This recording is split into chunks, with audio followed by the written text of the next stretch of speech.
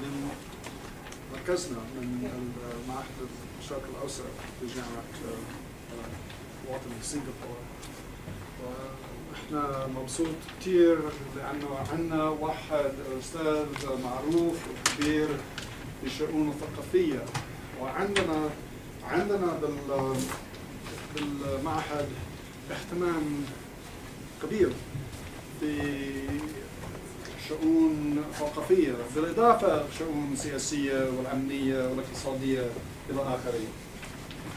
فاليوم عندنا المحاضرة بعنوان تبادل الثقافي بين الشرق والغرب من خلال الأدب الأندلسي.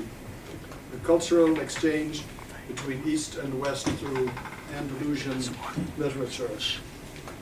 والأستاذ زائر هو معروف من جيراننا في ماليزيا كوالالمبور، الأستاذ منجد مصطفى بهجت، وهو أستاذ في الأدب العربي والنهض الأدبي في الجامعة الدولية الإسلامية في ماليزيا IIUM. Professor Bahjat's interests lie in Andalusian literature as well as teaching Arabic as a second language. He is widely published in journals and magazines including Majalla Adab al-Radafain, Majalla Adab al-Andalus, a collection, of Al-Adab al-Mustansiriyya, and Majallat al-Risala al-Islamiyya. Ustad Bahjat has written 13 books so far, the latest of which is entitled Andalus, a collection of articles and studies published by the Research Center at the International Islamic University of Malaysia just 2 years ago. Professor Bahjat earned his PhD from Al-Azhar University in Cairo, the famous Islamic university, the College of Arabic Language at Al-Azhar, where he also earned his Master of Arts degree. His Bachelor of Arts degree is from Baghdad. He's Asl Iraqi,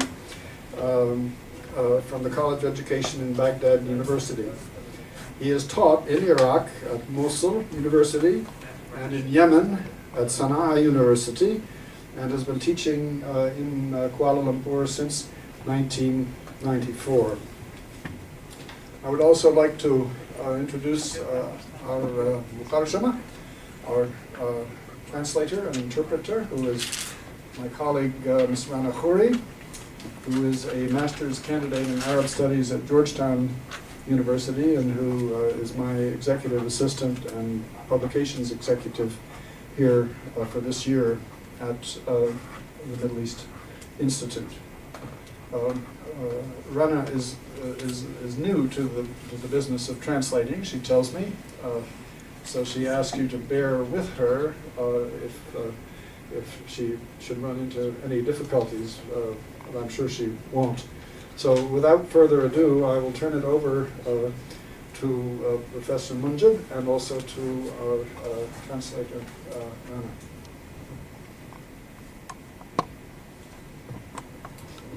بسم الله الرحمن الرحيم. الحمد لله والصلاة والسلام على رسول الله ومن والاه. أيها الإخوة الأفاضل، الإخوة والأخوات، طاب مساؤكم ومساء سعيد ولقاء حميم مع اللغة العربية التي أحبها البروفيسور هيدسون، نعم البروفيسور هيدسون، وأحبت هذه اللغة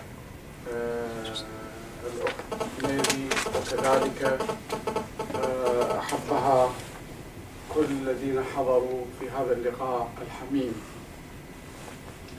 أهنئ البروفيسور هيدسون على جهوده في هذه المدة القصيرة، وأنه يحاول محاولات مباركة فيربط بين أهل العلم وأهل الثقافة، ونحن يربط بيننا هذا النسب هذه الصلة، ونحن على اختلاف أدياننا وعلى اختلاف أجناسنا نلتقي على مبدأ واحد، هو مبدأ الإنسانية ومبدأ الحب والمحبة التي تشيع السلام وتشيع الاطمئنان في البلاد. عفوا لا أريد أن أسترسل لأن هذه أول مرة يعني أعتمد على المترجمة، سأضطر أتوقف قليلا لترجمة هذه الفقرة ثم أكمل. Professor Bahjat would like to welcome everyone, ladies and gentlemen, brothers and sisters, and he thanks the efforts of Dr. Hudson and Mary in putting this lecture together, and Dr. Hudson for his contributions in the brief time that he's been at the Middle East Institute, and for his efforts in bringing together science and culture and politics, and despite differences between religions and cultures, we are all brought together by the principle of humanity, and we shall move on into the lecture. كما ترون العنوان التبادل الثقافي بين الشرق والغرب من خلال الأدب الأندلسي. Cultural exchange between East and West through Andalusian literature. لعل خير مقدمة تكون لهذه المحاضرة بالاستفادة من الرحالة ابن جبير الذي سجل في رحلته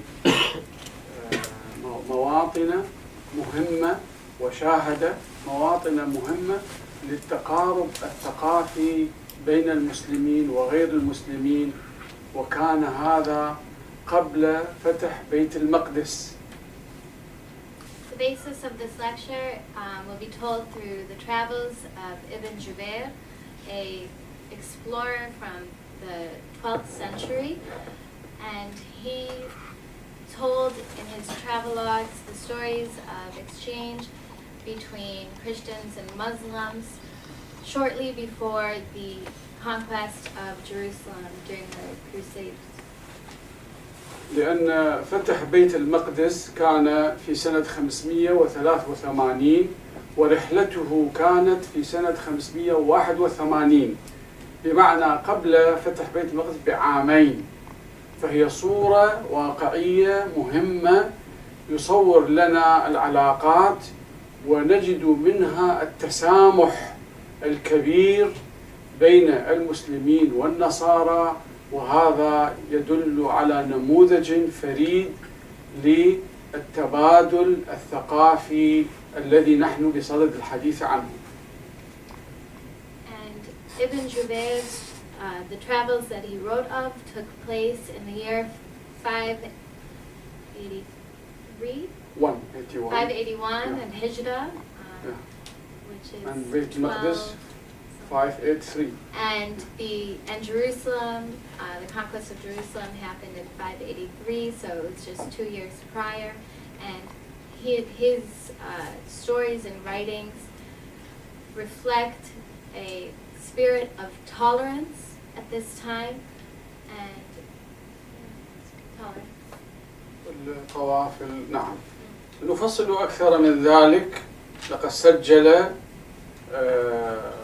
في رحلته وقال إن نيران الفتنة تشتعل بين الفئتين مسلمين ونصارى، فهناك فتنة وصراع، ومع ذلك يلتقي الجمعان أي المسلمون والنصارى ويقع المصاف أي الانسجام والتعاون بينهم، وتختلف بينهم دون اعتراض عليهم. والنص الآخر يقول وأهل الحرب مشتغلون بحربهم. هناك حرب والناس في عافية، معنى هذا احترام للإنسانية. هناك حرب، في ساحة الحرب حرب، وفي ساحة الحياة هناك عافية وانسجام. ثم يقول والدنيا لمن غلب. His travel serves as a detailed historical documentation of the relations between Islamic and the Byzantine empires, shortly before Salahuddin al-Ayyubi's conquest of Jerusalem in the year 1187. And he accounted for what he called the most extraordinary of spectacles, the two fires of discord that blaze between Muslims and Christians. And when the two groups meet, sharp battle lines form between them. And still, nevertheless, the two peoples carry on with their lives uninterrupted. Jubair witnessed Salahuddin in the Karak citadel, one of the greatest Christian citadels, in just one day's journey to Jerusalem. Even so, legions of people and caravans passed through from Egypt to Damascus through the Frankish-held lands without interference. The Christian merchants also passed through unhindered, and both groups pay taxes to the other, as they are in agreement and practice moderation in all sectors. Ibn Jubair expressed this in great detail when he stated, "The warriors are busy with their wars, and the people are in good health, and the world belongs to the triumphant." وقد تحدث ابن جبير عن شجرة كبيرة في مدينة بانياس وسماها شجرة الميزان، وفيها كناية، يريد أن هذه الشجرة مثل الميزان، إذا وجدوا مسلما خلفها فإنه يؤسر، والمسلمون إذا وجدوا نصرانيا من الجهة الأخرى فهو يؤسر، فكأنها الحد الفاصل بين حدود المسلمين والنصارى. ثم تحدث عن رجل أسر ثم افتدي أي أن المسلمين دفعوا فديته، ولكنه بعد ذلك أظهر التنصر، وهذا دليل الحرية. يعني هو يعيش في بلاد المسلمين وأظهر التنصر. وبالعكس توجد لنا صورة أخرى لرجل كان نصرانيا ثم أعلن دخوله في الإسلام. فهاتان الصورتان أو هذه الصور التي ذكرها ابن جبير تدل على نموذج واقعي للتبادل الثقافي بين الشرق والغرب. Ibn Jubair writes that one of the most miraculous things in this world is the Muslim caravans going out to the Frankish lands and their prisoners entering into the Muslim world. And he indicated what is the dividing line between the Muslim and Christian worlds in the city of Banyas, where there is a great oak tree named the Tree of Balance. He asked about this tree and was told that it is a boundary between safety and fear on this road. Whoever the Franks take on the Muslim side of this road will be captured, but whoever goes towards the Frankish lands will be free. This is a pact the Franks observe, and it is one of their most impressive conventions. As a consequence of this mixing and mingling of Muslims and Christians, that a Muslim who fell into the captivity of the Christians could pay ransom. And after the ransom, he converted to Christianity. And this was an indication of the freedom in these times. And the opposite is true, in which Christians also converted to Islam, which carried a certain indication. And this was a picture of the culture of tolerance of this time. طيب لا نطيل كثيرا، فقد كان هذا بمثابة المقدمة والتمهيد للحديث عن واقع المسلمين والنصارى في بلد فيه صراع بين القسطنطينية أو دولة بيزنطة وبين المسلمين. فمن وجوه الصراع كانت بين الروم أنفسهم، فنجد إشارة إلى جزر ايلاندز اسمها الرمانية، فيقول وهي عددها أكثر من 300 جزيرة، ولكن الروم يحذرون أهلها كحذر المسلمين لأنه لا صلح بينهم. فهذا الخبر الذي أورده ابن جبير يدل على وجود صراع بين الروم كذلك أنفسهم، وهذا الصراع لا يختلف كثيرا عن الصراع بين الروم والمسلمين. Ibn Jubair describes the relations between East and West, and in particular with the West we're discussing the Byzantine Empire, and he indicates that there was conflict within the Byzantine and the Romans themselves, and that this conflict was no more or nor less than any conflict that was between the East and the West. طيب ننتقل إلى روح التسامح الديني الذي كان شائعا، وقد اعترف بذلك المستشرقون، أو اعترف هذه شهادة نعتز بها لأنها لم تأتي في كتاب أو مؤلف لفقيه مسلم، لأن في الإسلام هناك تفاصيل الأحكام الفقهية، ويسمون غير المسلمين بأهل الذمة، ومعنى أهل الذمة أن لهم حقوقا وأن لهم عهدا، ولكن هذه الشهادة التي أوردناها هي لمؤرخ فرنسي مشهور اسمه غوستاف لوبون، والبروفيسور هيدسون يعرفه جيدا، فهذا كان من المؤرخين في القرن ال19، وألف كتابا كبيرا عن حضارة الإسلام، وكتابا آخر عن حضارة الإسلام في الهند وفي الأندلس. فماذا يقول غوستاف لوبون؟ يقول أن انتشار العرب في إسبانيا، ونحن نتحدث اليوم عن العلاقات بين الشرق والغرب في الأندلس واسمها الحديث وإسبانيا، يقول أن هذه العلاقات استطاعوا أن يحولوا تحويل العرب لإسبانيا إلى روح التسامح. نعم، وكانت إسبانيا على رأس الدول الأوروبية، لأنه كما تعلمون أن أول اتصال للعرب كان بإسبانيا، لأنهم بعدما فتحوا شمال أفريقيا وصلوا إلى إسبانيا. ثم أننا نجد أن هذه الحضارة انتشرت في أوروبا، مع أن المسلمين لم يصلوا في الفتح لا إلى إيطاليا ولا فرنسا ولا ألمانيا، لكنها انتشرت بفعل عوامل أخرى.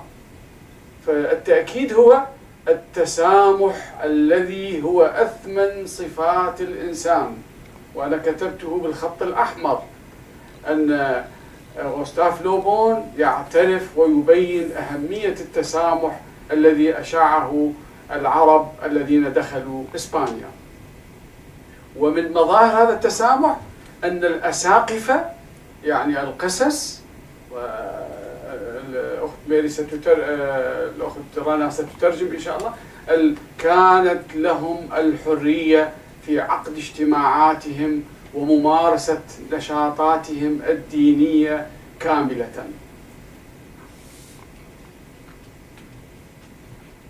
The spirit of tolerance in Al-Andalus, which is the area of southern Spain that the Arabs arrived in shortly after the fall of the Umayyad Empire. The spirit of tolerance was of great significance there, as was explicitly indicated by the French historian and sociologist Gustave Le Bon, who wrote that the ability of the Arabs to physically and culturally transform Spain in just a matter of centuries, and to make it, in fact, superior to other kingdoms in Europe, this transformation was not limited to culture and material, but the very morality of the people themselves. They were the ones who taught the Christian people, and if you like, you can say that they sought to teach tolerance, the most valuable of human qualities. And the forbearance of the Arabs of Spain was extended to the conquered locals, to the point that their bishops were allowed to hold their religious conferences. And at this time, they were also governed by Muslim law, which deemed them which was known as Dhimma. And this is the law that governs Christians in Muslim lands, and it gives them their civil and political rights to live in Muslim land. And so one can say that it is not the case that intolerance comes of doctrines, but rather it comes from people.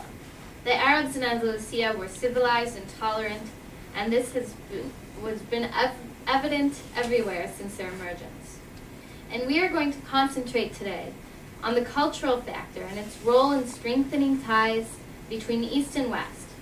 And this model will be taken from the exchanged cultural elements between Andalusian literature and European literature, from different aspects of Islamic scientific achievements, and the works of Oriental scholars that have supported these theses directly and have been further confirmed by the research of Arab scholars.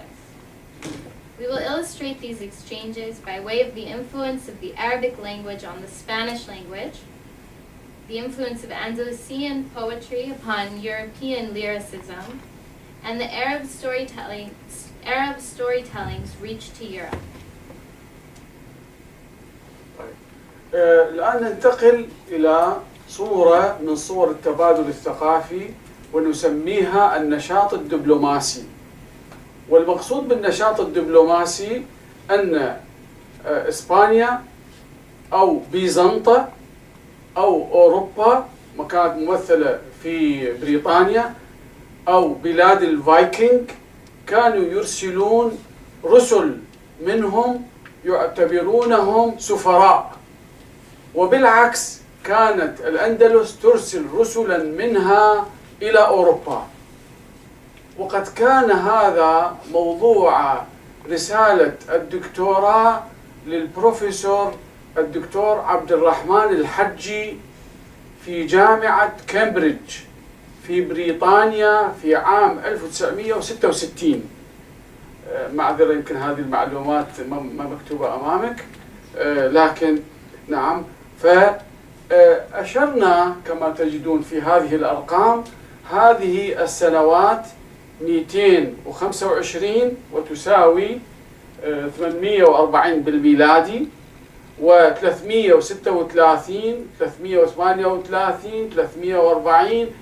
كل هذه السنوات توصل هذا الباحث إلى وجود سفراء ينتقلون بين إسبانيا وبين أوروبا، وهذا دليل على التبادل الثقافي. One area of cultural exchange is the presence of diplomatic missions, 9 of 10 of which were initiated by Constantinople, and the last initiated by the Muslims. The first 3 missions were reciprocated. A Cambridge historian, Abdurrahman al-Hajji, in 1966, was able to identify the precise years that missions were exchanged, diplomatic missions were exchanged, and you can see the years behind me.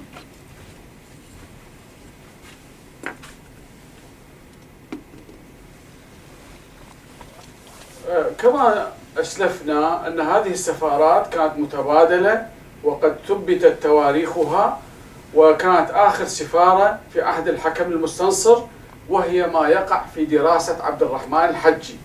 لكن السفارات التي لم يدرسها هي أكثر من ذلك، فتوجد إشارات كثيرة لهذه السفارات، ولذلك يعترف الباحثون أو هناك إشارة إلى شاعر اسمه يحيى الغزال. هذا الشاعر تحدثت عنه الكتب لسبب بسيط، لأنه كان يكتب الشعر وكان طريفا في طروحه ويصف المفاجآت. فهل ذهب إلى بيزنطة أم ذهب إلى بلاد الفايكنج؟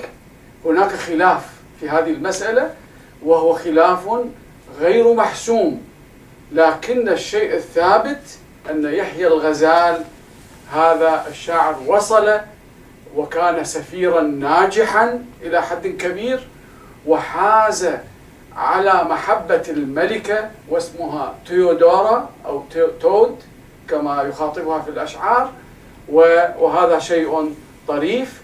وأشار عنان إلى 4 رسائل دبلوماسية في عصر ملوك غرناطة. The great number of diplomatic missions between Andalusia and Western Europe took place during the 5 centuries of Andalusia's blossoming.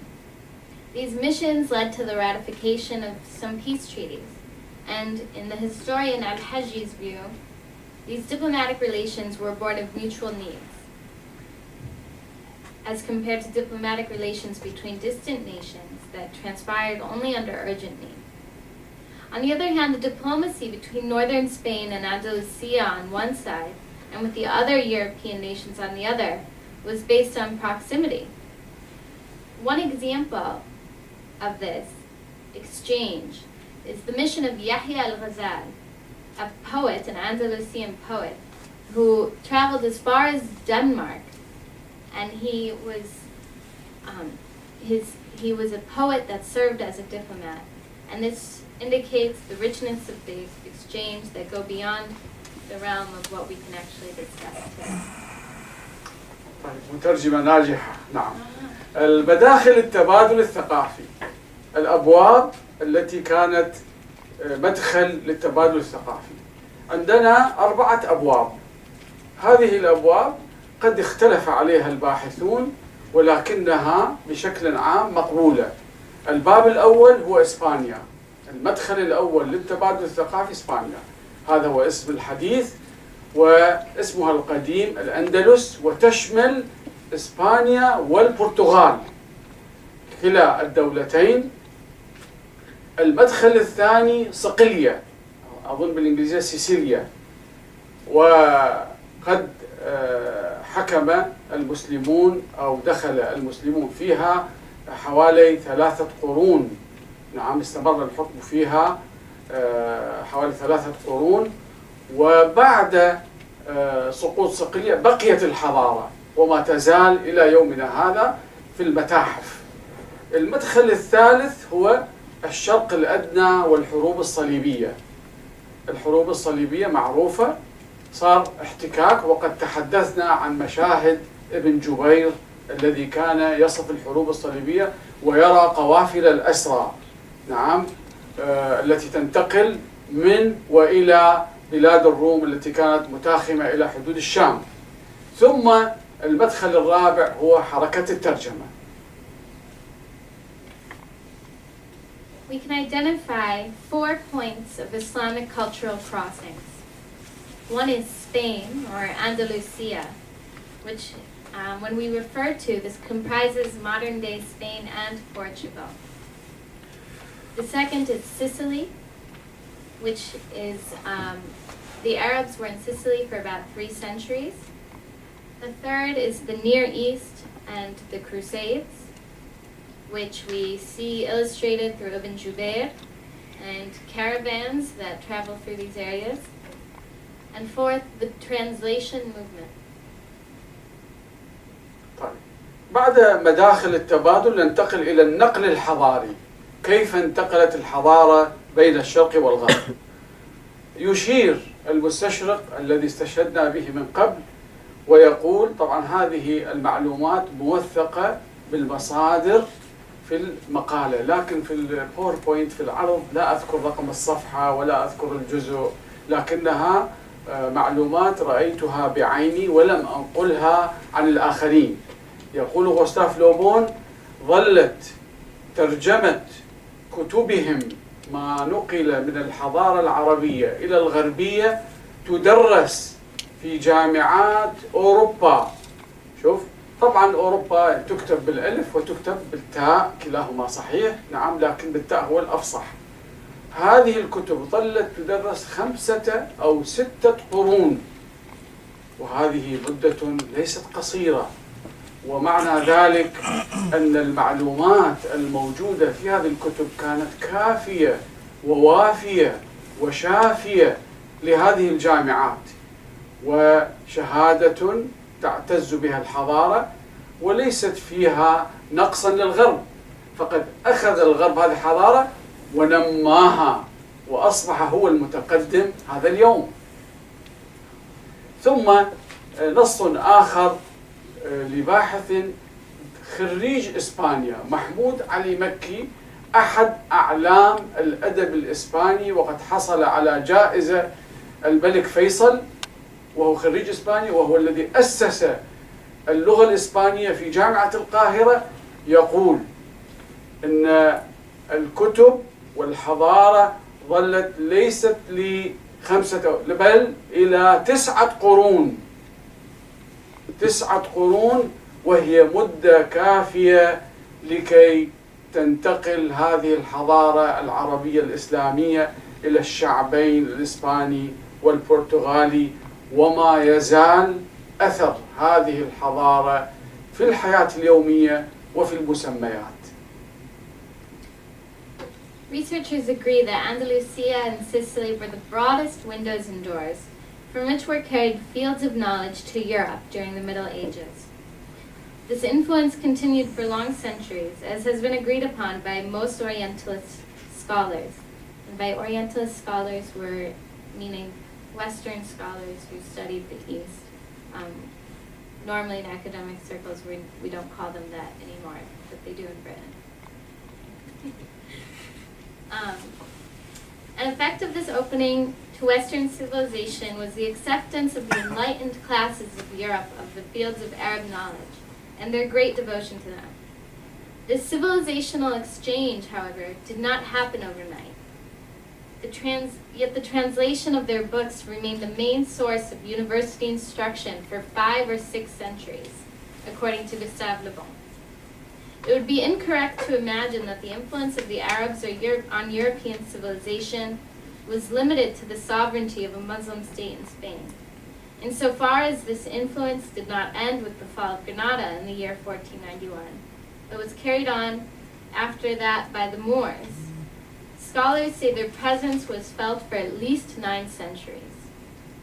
And this was the scholar Muhammad Ali Mekki, who established the Spanish Language Center in Cairo. وهو ما يزال حيا, still alive. Yes, and it is still present. اعتراف المنصفين. الآن ننتقل من غوستاف لوبون ومحمود علي مكي إلى ميشيل أماري، وهو مواطن صقلي ولد في صقلية لكن جنسيته إيطالي، وهذا خدم التراث الصقلي خدمة عظيمة لانتمائه لهذه الجزيرة، وكان له فضل في التراث العربي والإسلامي أكثر من المسلمين أنفسهم، لأنه كان يحب أن يجمع كل ما كتب عن صقلية. فميشيل أماري يعترف أو يبين أن صقلية مدينة للعرب، وكذلك إيطاليا، لأنها كانت مجاورة كما تعلمون في الجغرافيا أن صقلية تكون جنوب إيطاليا. نعم، واقتبست معالم الحضارة. فرانشيسكو كوديرا هذا شيخ المؤرخين في إسبانيا، وقد توفي 1917. هذا المؤرخ الإسباني يدعو إلى إعادة النظر في التراث العربي وإنصاف هذا التراث، فيقول يجب أن نبتعد عن التعصب، ومن الخطأ العمل على أوروبا إسبانيا. ما معنى أوروبا إسبانيا؟ نقل إسبانيا إلى أوروبا، بل العكس صحيح، أن ننقل أوروبا إلى إسبانيا، بل الواجب هو تعريب أوروبا، وعلى إسبانيا أن تسترد الدور أو دورها في هذا التعريب. And the Arab presence in Sicily lasted for 3 centuries, from 827 to 1091. And the Sicilian legacy is no less than the Andalusian. The effects of its literature were felt directly in Italy, where it contributed to nationalist poetry and greater concern with the art of reciting poetry and the very revitalization of Italian poetry. The city of Genoa was compelled, in fact, to found a school to teach the Arabic language in 1207, which indicates the presence of Arabic words in that city and in all the dialects of the Italian cities that have relations with Sicily and the Arab East. One Italian Sicilian historian, Michele Amari, confirms that Sicily is indebted to the Arabs for its civilization as Italy itself is indebted to Sicily for what it took of Arab civilization. He is credited for archiving Sicilian heritage, which became the basis for Arab researchers. And the first generation of researchers valued this heritage as fairly stated by the Spanish Orientalist Francisco Codera Zedin in 1917, when he said, "It is a mistake to work for a European Spain. It is a duty to Arabize Europe, and Spain needs to regain its role in this area." جيد، ترجمة جيدة، شكرا. طيب، ننتقل بعد ذلك إلى دراسات العرب والمستشرقين الذين جاءوا ليتابعوا هذه الظاهرة. فمحمود علي مكي وسهير القلماوي توفيت هذه الأديبة والعالمة، كتبوا عن أثر العرب والإسلام في النهضة الأوروبية. كذلك جلال مظهر كتب عن أثر العرب في الحضارة الأوروبية. عباس محمود العقاد هذا أيضا من العلماء المشهورين. محمود مفيد الشوباشي. ثم زغرد هونكا، وهذا الكتاب معروف لديكم، ولما ألف أثار ضجة واهتمت به الأوساط الثقافية.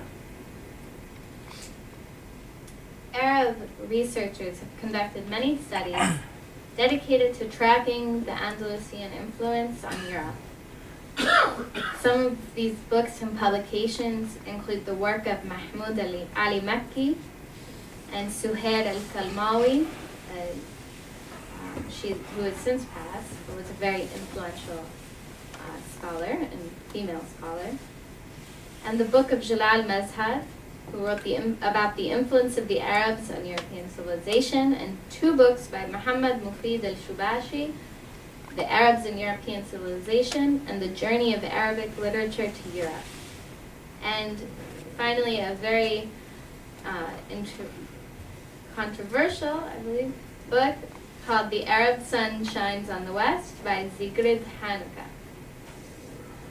هذه الباحثة الألمانية الذي ترجم كتابها إلى معظم اللغات، واتهمت بأنها كانت متعصبة للعرب ولكنها لا تجد نفسها كذلك. مراحل التبادل الثقافي، كيف انتقلت الثقافة؟ هناك ثلاث مراحل. هناك المرحلة الأولى التأثير غير المباشر، وكان هذا عن طريق السفارات التي أشرنا إليها، التبادل الدبلوماسي، وعن طريق البعثات، أن أوروبا ترسل بعثات إلى الأندلس، ترسل طلابا إلى الأندلس، وسنوضح هذا. كذلك المرحلة الثانية هو عصر الترجمة، وكان هذا العصر في القرن السابع الهجري، في عصر ألفونسو العاشر، وأسس مركزا للترجمة في مدينة طليطلة، وهي اسمها الآن توليتو، نفس الاسم. معظم أسماء إسبانيا هي عربية، مثل جبل طارق جبل تو، ما أعرف كيف لأنه دخل جبل سمي. قرطبة كوردوبا، شوف نفس الأسماء. فالنسيا فالنسيا، نفس الأسماء، لأن إسبانيا بعدما استقر العرب أسسوا حضارة. هذه الحضارة لا نستطيع أن نزيلها، صعب جدا، ولا سيما في الأشياء الموجودة إلى يومنا هذا. فمدينة فالنسيا فيها شبكة من الأنهار الإروائية منذ القرون التي كان فيها المسلمون، ولحد الآن موجودة هذه الشبكة، ولها بلدية ومسؤول، وكل واحد، أنا لم أزر إسبانيا، لكن كل واحد يزور إسبانيا سيرى هذه الحضارة بعينه، وهذا استطراد. وثم المرحلة الأخيرة هو عصر الاستعراب، بمعنى أن الحضارة كلها نقلت العربية إلى اللغة اللاتينية الرومانثية. كانت لغة إسبانيا تسمى اللغة اللاتينية أو الرومانثية، ثم المرحلة طبعا انتقلت إلى الفرنسية وكما سنفصل ذلك. أرجو أن لا أكون أطلت. جيد. The influence was transmitted in 3 stages. First was the stage of indirect influence. This was followed by the stage of translation from Arabic into Latin. And this is epitomized by the translation center established by Alfonso X in Toledo. And the name of the city, Toledo, is the same in Arabic and Spanish, as are so many of the Spanish names, such as Gibraltar, Cordoba, and Valencia. And the final stage is Arabization, and this was when we have the peak of Arabic influence. طيب، الآن ننتقل إلى بعض وجوه التبادل الثقافي ونسميه البعثات العلمية. هناك إشارة إلى أنه في سنة 312 وهي تقابل سنة 900 ميلادية أنه وصل إلى الأندلس 700 طالب، وهذا موثق في المصادر، لكنني لم أستطع الوصول إلى المصدر الأصلي ونقلته من كتاب حديث، وهو يحتاج إلى مزيد من البحث، لأن في هذا يجوز أن يحصل التزيد والمبالغات كما سأوضح هذا فيما بعد. فمن 700 طالب وصلت ضمنها 18 فتاة من بنات الأشراف من ملك ويلز في بريطانيا. هؤلاء جاءوا ليتعلموا في قرطبة.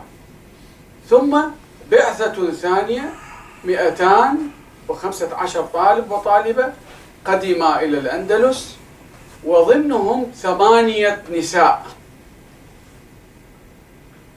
من هؤلاء 8 3 فتيات بهذا التفصيل جاء الخبر بقين في الأندلس. البقية كانوا يأتون ويتعلمون ويعودون إلى بلادهم.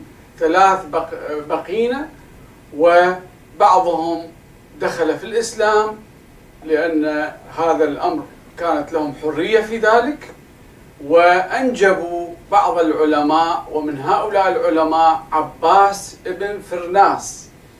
وهذه الشخصية ليست شخصية خيالية، هذه شخصية حقيقية. والشيء العظيم الذي قام به أنه استطاع أن يطير، وكانت أول محاولة في الطيران. وأما المحاولات التي نقرأ عنها فكانت أسطورية أو خرافية.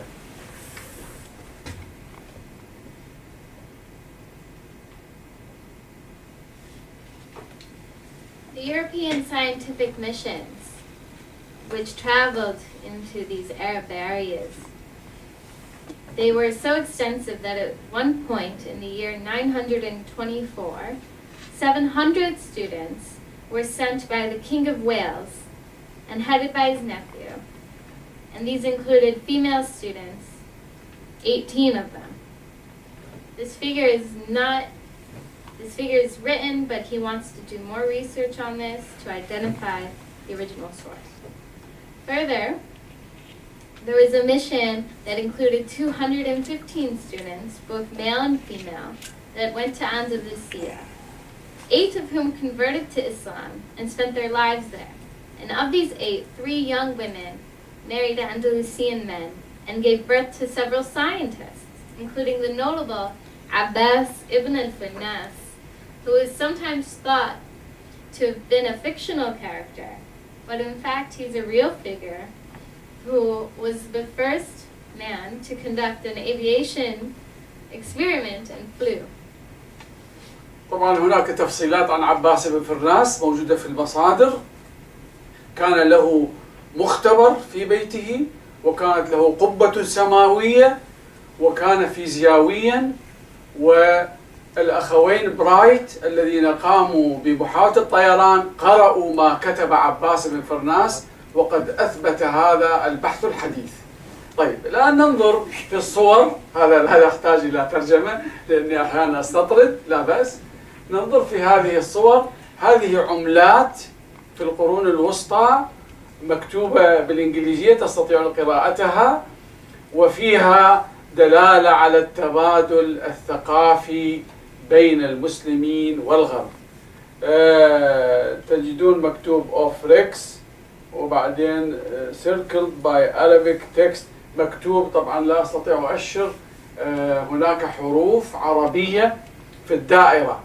هذه الحروف العربية كانوا يتزينون بها.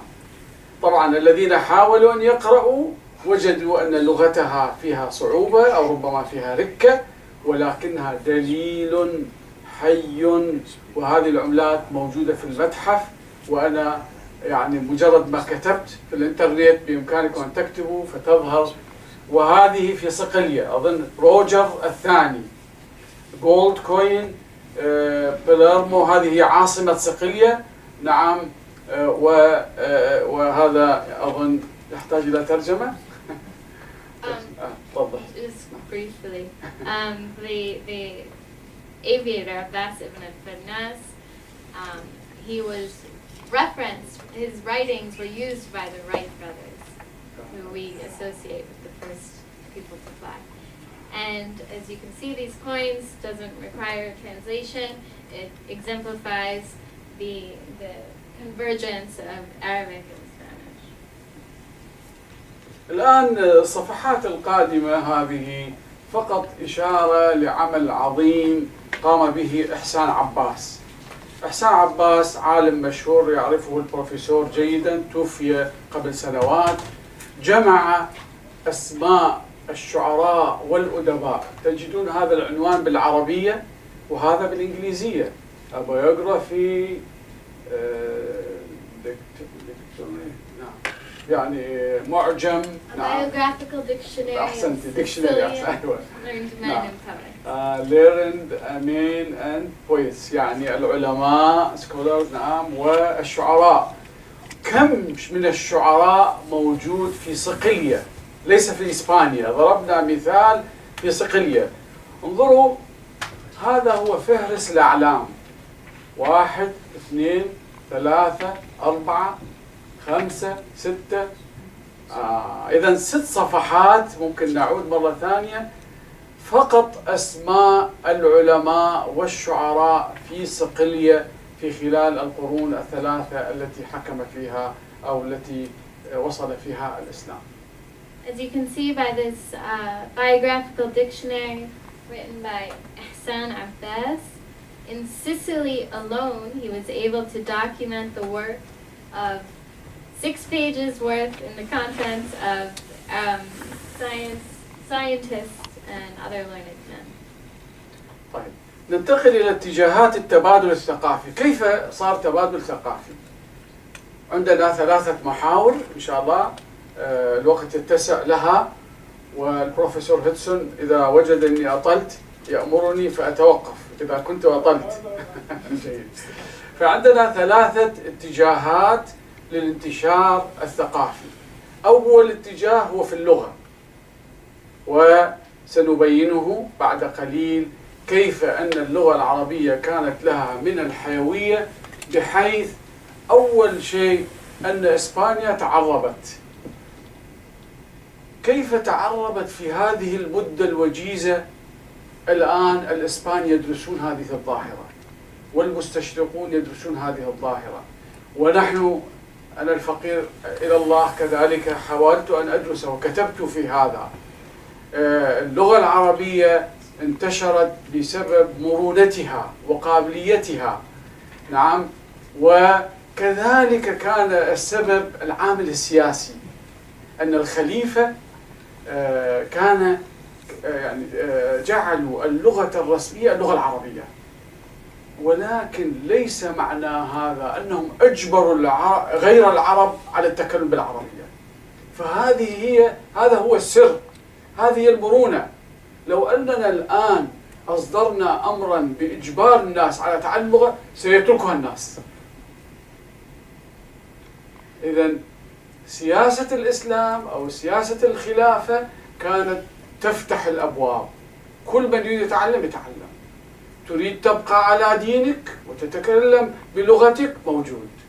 وإذا كانت توجد لغتان في إسبانيا، اللغة العربية والرومانثية أو اللاتينية، وهناك رأي يقول 4 لغات: اللغة العربية الفصحى والعامية، العربية العامية، الرومانثية الفصحى والرومانثية العامية. لا حتى تستطيع المتابعة.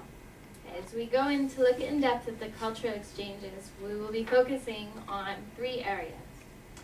The first is language, and this is between the Spanish and the Arabic language, and in fact what we're calling the very Arabization of Spain. And this was possible due to open and tolerant political conditions that this was able to take place. And the atmosphere was one of adaptability and flexibility. So in Spain at this time you could find 2 languages, Arabic and Spanish or Latin, and even deeper than that you have spoken Arabic and classical Arabic, and you have spoken Spanish dialect and classical Latin. الاتجاه الثاني هو الشعر الأندلسي الغنائي والشعر الغنائي الأوروبي، ثم القصة العربية. الآن لو نظرنا في هذه الرسالة، واسمها رسالة ألفارو القرطبي، وكان هذا رجل دين في الكنيسة. هذه الرسالة ذكرها بالينثيا في كتابه تاريخ الفكر الأندلسي، وذكرها مستشرقون آخرون، بمعنى أنها رسالة ليست يعني مزيفة، إنما هي رسالة حقيقية، وحددوا تاريخها في القرن الثالث الهجري. ماذا يقول ألفارو القرطبي؟ إن إخواني في الدين، يعني النصارى، يجدون لذة كبرى في قراءة شعر العرب. طبعا لا أكلف رنا أن تترجم، لأن هذا النص ربما غير موجود عندها. نعم نعذرك، ولكن فقط يعني إشارة سريعة ممكن تترجم لنا شيء موجز، أن النصارى أصبحوا يفتخرون بتعلم اللغة العربية، يعني لا يتركون لغتهم، لكن أصبحت اللغة العربية هي اللغة العلمية. مثل ما احنا اليوم نفتخر إذا واحد سألني هل تعرف الإنجليزية؟ أوه سأخجل، لأني لا أعرف الإنجليزية، لا أتقنها. نعم، ليش؟ لأن اللغة الإنجليزية أصبحت لغة العلم.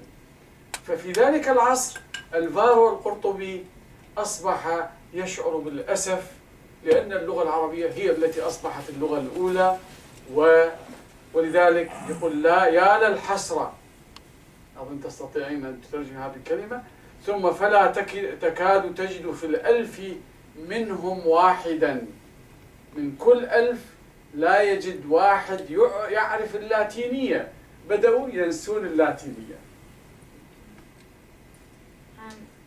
The writings of one Alvaro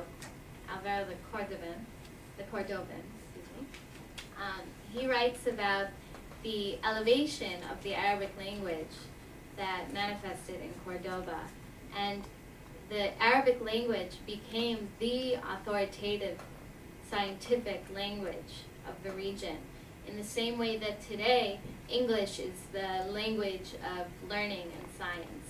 This was the case in Arabic, and Alvaro the Cordoban was in fact ashamed that of the people living, the Spaniards themselves, maybe 1 in 1,000 could speak Latin. And that shows how significant Arabic became, that it dominated among the Spaniards themselves. نعم، هنا نجد إشارات إلى بعض الكلمات، مثلا الفارس هي في العربية الفارس، هذه في الجيش. ثم الطليعة الطلية، الساقة زاقة، فهذه في الإسبانية موجودة. الجبة في الملابس، الجباز، شوف الجبة نفسها، اللحاف، الدراس، احنا نسميها الادريس بالانجليزي. وطبعا انتقلت ربما الى الانجليزيه، الانجليزيه تقبل كلمات كثيره، القماش المقصب، النسيج الحريري، الطراز، الطراز. ثم هناك كلمة طريفة هذه بالفرنسية، دانتيل. دانتيل أصلها كلمة عربية تنتيل، وقد جاءت في كتاب نفح الطيب هذه الكلمة، لأن الشقندي كتب رسالة يفتخر بصناعات الأندلس، وقال هم يصنعون التنتيل، وهو للزينة للجدران، كما نعمل للزينة نزين، وكذلك في الملابس. أظن رنا تعرف الدانتيل ممكن نضعه على الملابس، وهذه الكلمة أيضا دخلت في الموسيقى. عندنا العود، العود نفس الكلمة، القيثارة جيتار، الربابة، النقارة. أظن هذه الكلمات واضحة، وربما رنا توضحها أكثر. Rabban goes on to say that the journey would take so long as to lead us to boredom if we were to list the words that entered daily usage. So we shall restrict ourselves to the kinds of meanings of these words. For example, in terms of the military, you have words like el-firaz, and these are Spanish, so I'm not going to attempt to do a double translation here, but I imagine that means soldier. Itaya and zaga, these are all words that are the same in Spanish that come directly from the Arabic. You have the same even in clothing, and for example, danatel, which indicates lace, lacy design. Mr. al-Shaqandi enumerated the features of Marseille's rugs, which were simple and tantalia, and the word danatel is now used in many languages. And this linguistic reality points to the tolerance between the languages and the religions. And you have this influence of vocabulary in the arts of navigation, agriculture, metals, and other aspects of life, even music, such as the word al-aoud, which is the lute. We're going to be very familiar with that with the coming Marseille Khalife, the guitar, the rababa, and so on. وفي هذا الجدول تظهر عدد الكلمات الموجودة في كل حرف، ولكني لم أشر إلى المصدر لأنه يحتاج إلى مزيد من الاجتهاد. والذين درسوا اللغة الإسبانية قالوا أن 17% من اللغة الإسبانية أصولها عربية. كذلك نلاحظ أن الإسبانية اللغة الوحيدة الذي فيها التعريف، فألفونسو فهذه الأل لا توجد في اللغات اللاتينية، فإذا مصدرها الوحيد هو من تأثير اللغة العربية. وربما نشير إلى أن المجتمع الأندلسي بسبب الاختلاط مع المسلمين بدأ يقبل بعض العادات. فمثلا في شهر رمضان تجد إشارة إلى بعض الإسبان الذي يحمل عودا ويدق في هذا العود في ليالي رمضان، نوع من التفاعل مع المجتمع الإسلامي.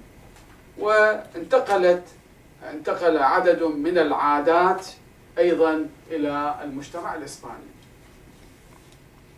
This chart behind me shows words that derive from Arabic and Spanish, just the letters, the first letter alone, and the interchange between the Arabic language and the Spanish and Portuguese languages could easily fill a good-sized dictionary. It is said that 17% of the Spanish language comes from Arabic origins.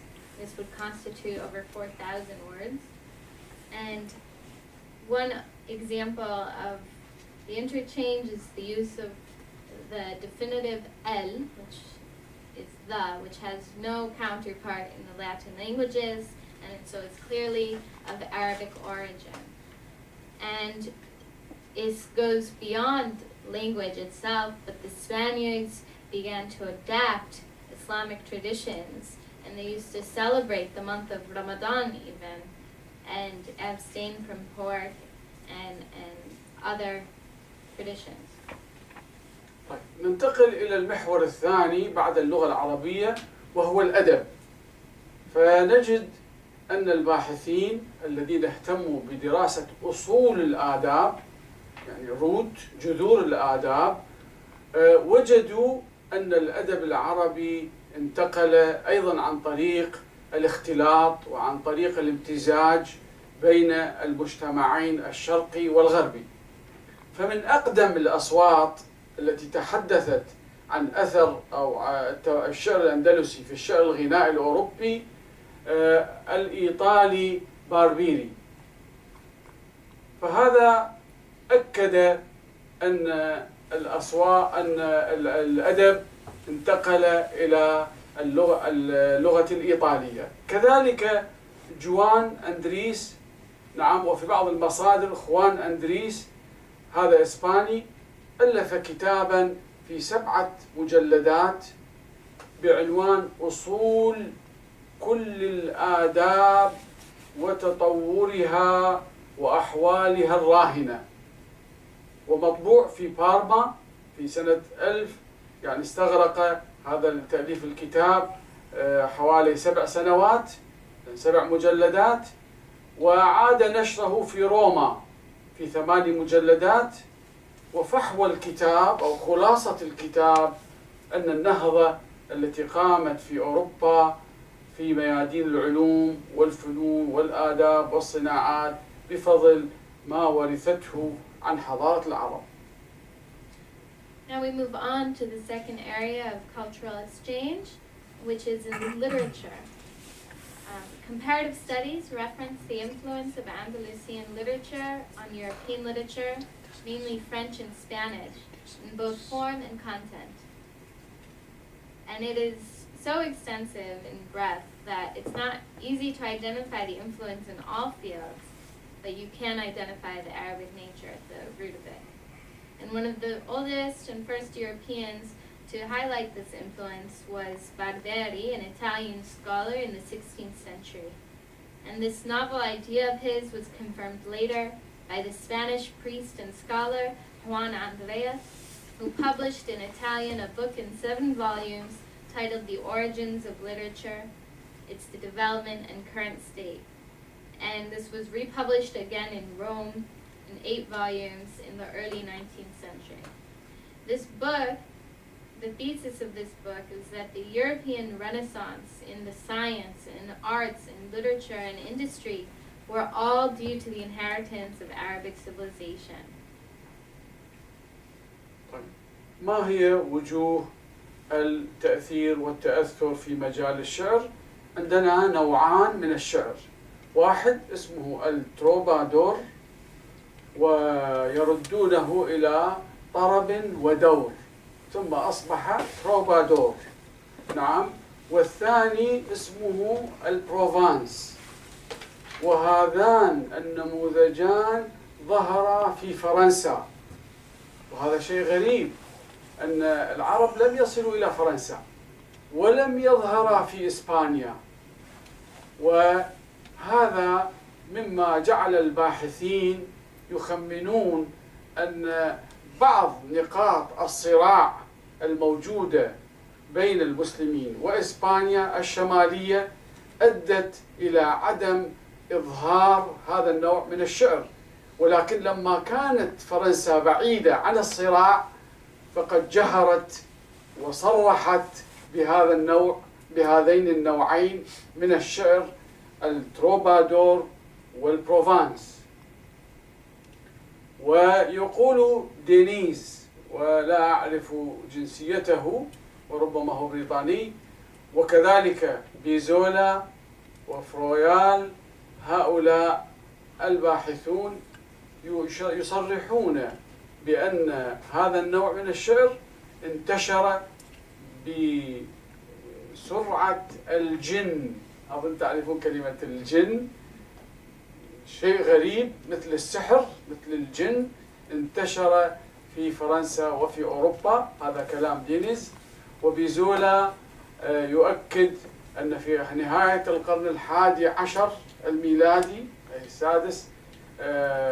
السابع الهجري، وبداية 12 ظهر وكأنه خرج من العدم، أي لا توجد بدايات تدل في الشعر الفرنسي على أن هذا نشأ في هذه البيئة، إنما هذا الذي يجعلهم يقررون أنه متأثر بالشعر العربي.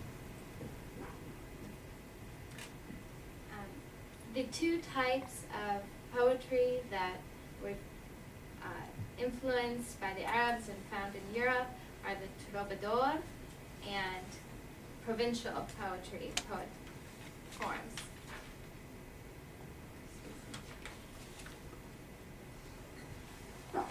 Sorry, thank you. And this showed up, this even reached France, which was difficult to explain because the Arabs never actually went as far as France, but it can be found that in times of peace between Spain and France was when these things were transferred. And one researcher, Dennis, said this poetry is very different from the others that showed up in France. And it is as if it emerged from under the fingers of a spirit or a magician.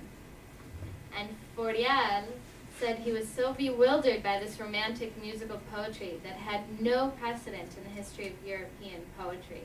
It is as though it had emerged from nothing. جيد. الآن مناقشات المستشرقين في الموشحات. طبعا التروبادور، البروفانس والموشحات هي أنواع شاعت في بلاد الأندلس وانتقلت إلى الشعر الإسباني والشعر الفرنسي. ماذا توصل الباحثون؟ يرى الدكتور محمود علي بكي أن سنة 1912 ظهر خوليان ريبيرا وهو مستشرق إسباني بنظريته الجديدة التي تؤكد تأثر الشعر الإسباني والشعر الأندلسي بالبيئة الإسبانية، وذلك من خلال الموشحات. أيها الإخوة والأخوات، ما هو الموشح؟ ليس لدي المجال لكي أرسم لكم بعض النماذج، ولكن بإيجاز الموشح قصيدة تكتب باللغة العربية. فما علاقتها باللغة الإسبانية؟ الجزء الأخير من القصيدة يسمى الخرجة. هذه الخرجة يجب أن تكون باللغة الإسبانية. فالموشحة نموذج صريح للاشتراك الثقافي بين العرب والإسبان.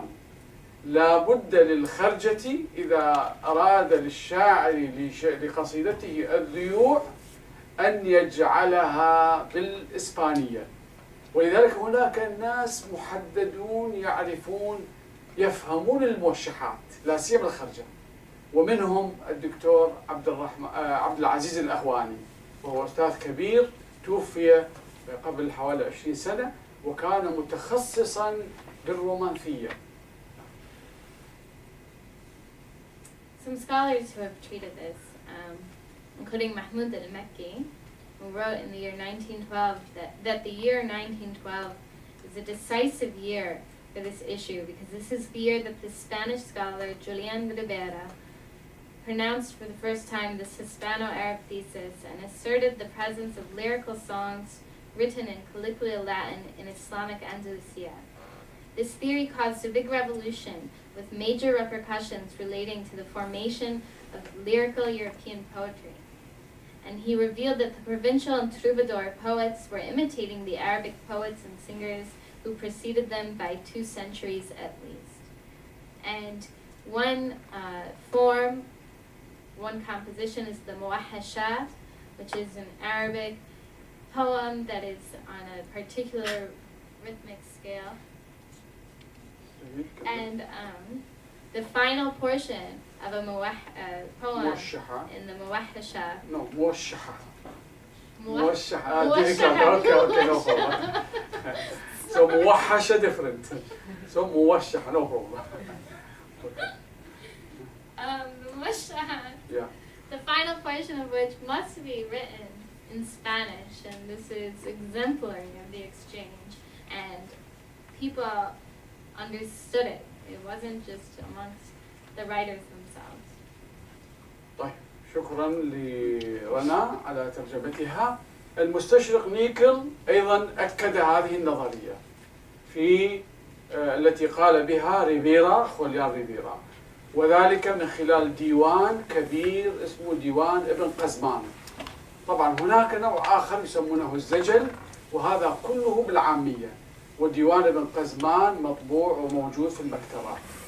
كذلك بيدال وهو مستشرق إسباني آخر، ثم شترون المستشرق الإنجليزي، وذلك لأنهم عثروا على مخطوطات فيها هذه الخرجات التي هي باللغة الإسبانية، وكذلك وجدوا أن بعض هذه الخرجات كتبت بالعبرية، وهذا دليل على أيضا أن اللغة العبرية وأن اليهود اندمجوا مع الحضارة الإسلامية. The Czech Orientalist Nicole Rivera's theory, he published a poetry collection of Ibn Qazman, which was what we call ghazal, which is colloquial poetry, lyric poetry. And Mr. Mekki follows on this and mentions the work of Mr. Vidal, the Spanish Orientalist, who wrote, and the English Orientalist, who called the Spanish derivatives, found it in Hebrew poetry. And this indicates that the Jews were also part of this mixing of cultures. طيب من الباحثين العرب الذين اهتموا بهذه الظاهرة سليمان العطار، وهو كان مديرا للمعهد المصري في مدريد، نعم، وكتب كلاما رائعا عن الموشحات، وعباس محمد وهو جزائري، وعبد الإله ميسوم أيضا جزائري، ومحمد الفاسي وهو مغربي. فهؤلاء كلهم اهتموا بهذه الظاهرة وكتبوا فيها الأبحاث. While it was European scholarship that charted this path, it was then pursued by Arabic researchers like Mr. Abbas Muhammad, the Algerian researcher who studied Andalusian poetry and its inception and development and its relation to the troubadour and other forms of poetry. And he emphasized in particular the form and content of the troubadour and did a great favor for other researchers when he cited 80 foreign references for his studies. Another one is Mr. Abdel-Ilah Maysoum, who also highlighted the influence of Andalusian poetry on troubadour.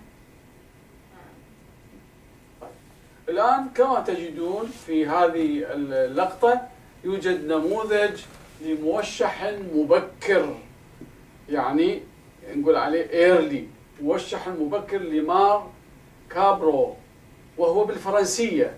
طبعا هذا الجزء من يعرف الفرنسية سيستطيع قراءته، لكن المهم لاحظوا الحرف الأخير 1 2 3 4 5، حرفها الأخير هو الحاء.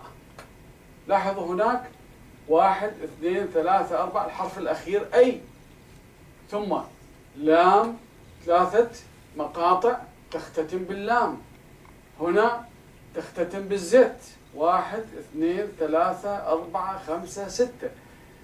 فاكتشف الباحثون من هذا النموذج، وهناك أمثلة أخرى كثيرة وتنسب لشخصية معروفة في إسبانيا، جيوم التاسع إذا لم أخطئ، جيوم التاسع، وكان دوقا أي سيدا في قومه، وكان يقود الجيوش إلى بيزنطة لمواجهة الحرب في الحروب الصليبية، وكان يكتب الشعر، فوجدوا في أشعاره تأثرا واضحا أو تبادلا ثقافيا واضحا بين الشعر العربي والشعر الإسباني. And in this example that you see behind us of a muwashah, you see that although it's written in French, or all the endings, the final endings, the last letter, carry the same rhythm as its Arabic counterpart. And it's an unmistakable resemblance that researchers have found in many examples and poetry. And one of the earliest troubadours who did this sort of writing was Guillaume IX, who led one of the Crusader armies to the Arab world, and so it is clear that he was influenced by this during that experience. نأتي إلى نموذج آخر من نماذج الشعر، وهو كتاب اسمه طوق الحمامة. وأتمنى أن تتمكن مترجمتنا أن تترجم هذا الاسم، لأنه اسم طريف. الطوق الذي يوضع في الرقبة، طوق الحمامة في الألفة والألاف، هذا اسم غريب.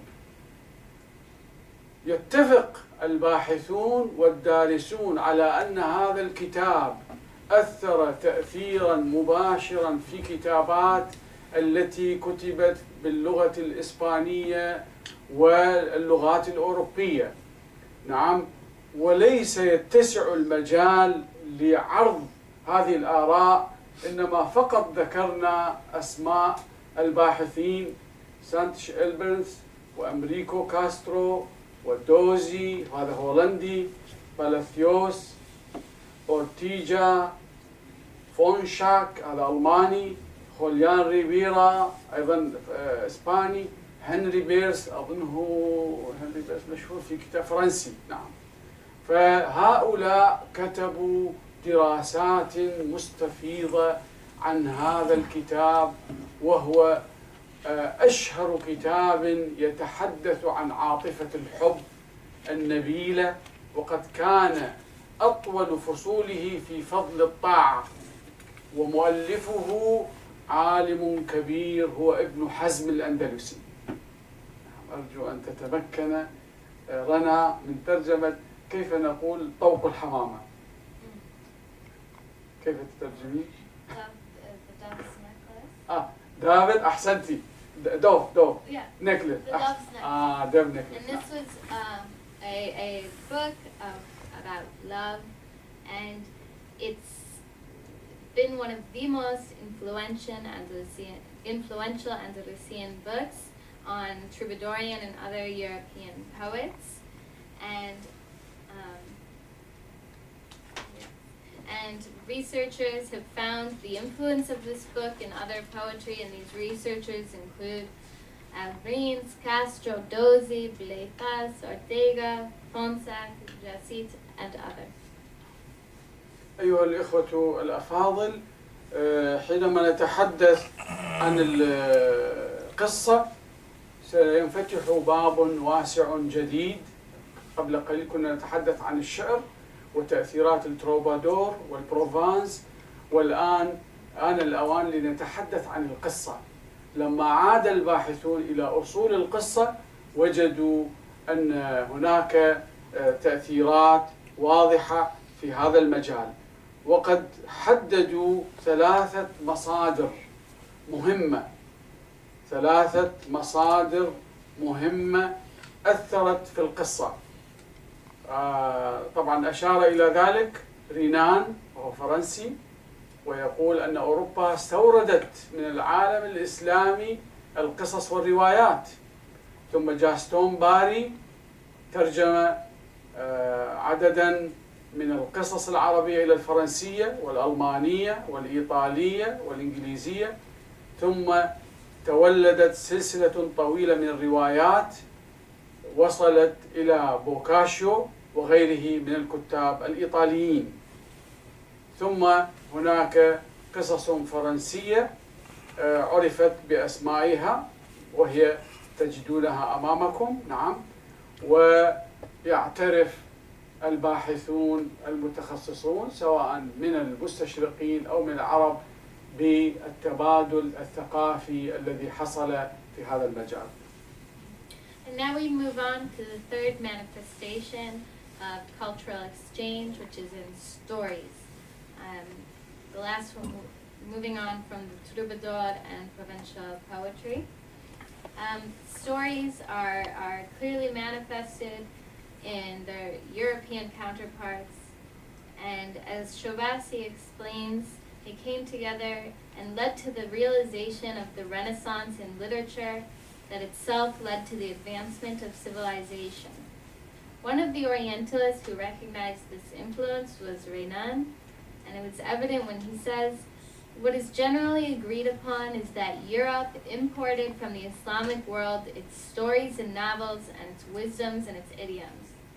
He also quotes Gaston Bari saying a number of stories were translated from Arabic to French and German and Italian and English and other European languages, and what was generated from it was a long series of novels and a whole range of stories of Arabic origin that were transplanted to Europe thanks to Boccaccio and other Italian authors. نعم. من المصادر التأثير والتأثر نجد ثلاثة مصادر.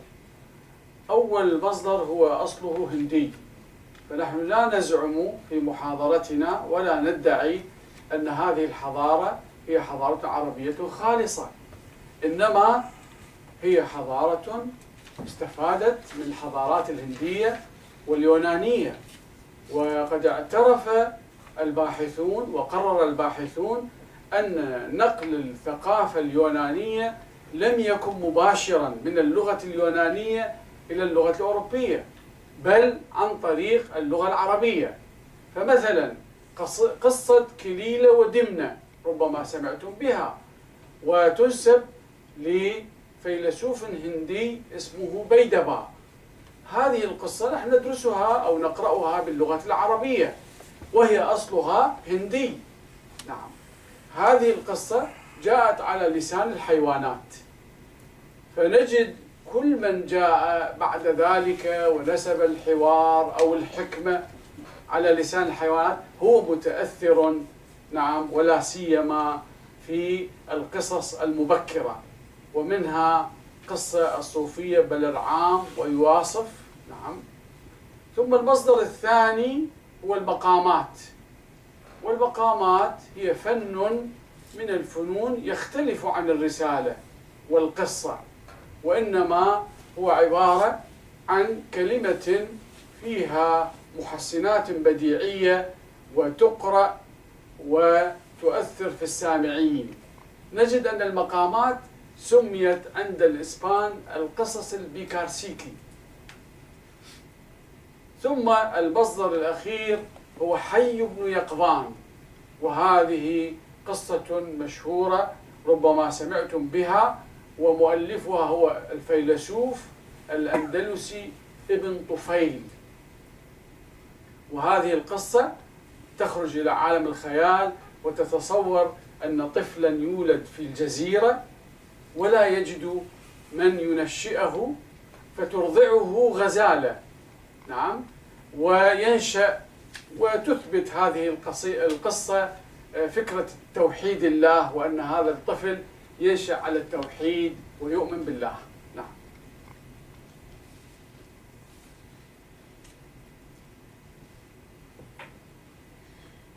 Studies confirm that there are three sources of these stories of Eastern origin that left their mark on European literature.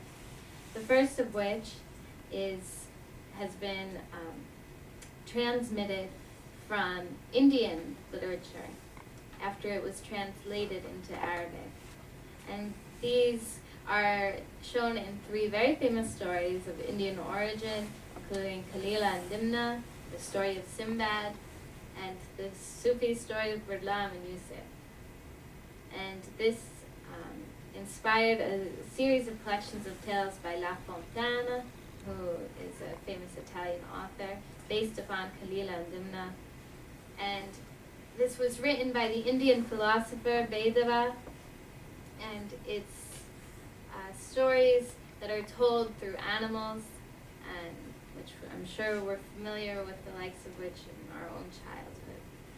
And the second source is the maqamat, and this is a genre of Arabic rhymed prose that it differs from regular prose, and the marks of this are apparent in the stories of Al-Bikarsiki, and it is intended to be stories of cunning. And one researcher summarizes the characteristics of this literature in 6 points and concludes that it largely matches the maqamat, meaning that the Spaniards were affected by this genre of literature despite significant differences between the two. And the third source is the work of Ibn Tufayl, an Andalusian philosopher who wrote the story Hay bin Yaqzan, alive, son of a wake. And we see the influence of this in the story Robinson Crusoe by Daniel Defoe. And it's the story of a baby born on an island and without parents and was raised by a deer, and it illustrates the unity of nature and God. طيب ننتهي ونأسف للإطالة إلى الخلاصة. ما هي الخلاصة من هذه المحاضرة؟ كما علمت أن مركز الشرق الأوسط أو معهد الشرق الأوسط الذي يرأسه البروفيسور هيدسون يسعى إلى تنمية العلاقات وإلى بناء العلاقات بين الشرق والغرب. نحن بحاجة ماسة وضرورية إلى بناء العلاقات. هذه العلاقات لا تنبني على أسس سياسية فقط، يجب أن يكون لها أساس ثقافي. تاريخ الشرق وتاريخ الغرب يعطينا مادة جيدة لهذا التعاون، ولذلك أنا في رأيي أننا بحاجة إلى المزيد من البحوث والدراسات والاستفادة من التقنيات الحديثة. نحن الآن نعيش في عصر الإنترنت، في عصر الشبكة العنكبوتية، نستطيع أن نستحضر الكتب بطريقة سهلة. ممكن في هارد ديسك، يعني خزان، نعم، ممكن نخزن آلاف الكتب والبحوث. فالوسائل التقنية تخدمنا في هذا اليوم. كنت لما أكتب بحوثي أضطر أكتب رسائل إلى الباحثين حتى يرسلوا لي الكتب. نحن نعيش في عصر التقنيات، عصر التبادل الثقافي. أنا أستطيع أن أزور سنغافورة في يوم واحد وأعود إلى بلدي. البروفيسور هيدسون يستطيع أن يتجول في العالم، يجمع الباحثين. نحن بحاجة إلى التعاون في هذا المجال والرجوع إلى الوثائق documents الغربية والعربية حتى تكون المعادلة متساوية، لا نأخذ من طرف واحد. يجب أن نحقق الوفاق والانسجام بين هذه الوثائق، لأننا أحيانا بدافع التعصب أنا وجدت كثير من الوثائق مزيفة. نعم، وواحد إيطالي كان يعيش في صقلية وزيف كثيرا من الوثائق ثم اكتشف هذا التزييف. آسف أنا استرسلت، يعني أرجو أن تكون الفكرة واضحة. نعم. And now, if following this comprehensive journey through literature, this brings us to a point of conclusions and recommendations to move forward. And the reason I'm here today and with MEI, thanks to Professor Hudson, is because of the belief that we need to build relations between cultures, and we cannot do this on political foundations alone, but on cultural foundations as well. And we have a duty in this technical age that we live in to use modern sciences to create more connections. For instance, on one hard drive today, we can fit 1,000 books. And I can come to Singapore for one day, when I used to have to write to authors just to request a copy of a book. So it is our duty to use this science for these means. And another point is the necessity of using scientific documentation to create this greater understanding between the East and West, and not to get caught up in today's bigotry and the logic of winners and losers, or the strong and the weak, and the elevation of materiality above anything else. And I've seen this bigotry used to justify arguments, but this is not the type of research we should be conducting. It should be based on hard documentation. أيضا من التوصيات التي أميل إليها وأقترحها عليكم تحقيق نوع من الوئام بين الدائرة السياسية والعلمية، بحيث تستمد الدائرة السياسية طاقتها وإمكانياتها من قرينتها العلمية وتحقق هذا الانسجام. وأما إذا كانت الدائرة السياسية بعيدا عن الدائرة الثقافية فهذا سيحدث انفصاما، وستكون العلاقات غير ثابتة وغير مطمئنة وغير مستمرة. The other point that I would like to emphasize today is that we should seek to achieve the realization of harmony between politics and science, so that the realm of politics can derive its power from its scientific affiliate, and thus make decisions in concord with scientific reference. And if the realm of politics should distance itself from the scientific realm, it will surely deviate from its right path. هذه العلاقات يفترض أن تكون بعيدة عن فكرة الغالب والمغلوب والقوي والضعيف، وأن تسود فيها روح التسامح. ونشير إلى، أو كما تجدون في هذه الصفحة، أسماء كثير من الباحثين الذين هم من الغرب وأنصفوا الحضارة واعترفوا بأن هناك تبادل ثقافي، وميشيل أماري وبرافولد وباربري الإيطالي وجاستون باري وبريفو وبيدال وبيزولا وجيروم باون، وطبعا بعضهم لم أستشهد به في المحاضرة لكن نصوصه موجودة بين يدي، وروجيه غارودي هذا أيضا فرنسي ومشهور، نعم، وغوستاف لوبون، وليفي بروفنسال له فضل كبير على الحضارة الأندلسية، نعم. ويوما ما لم أكن أستطع الوصول إلى كتبه بسبب أنه وضع علامة على كتابه، ولا أريد أن أصرح بهذه العلامة. ثم ذهبت إلى المسؤولين وقلت لهم هذا كتاب علمي بعيد عن التعصب، يجب أن يكون بين أيدي الناس.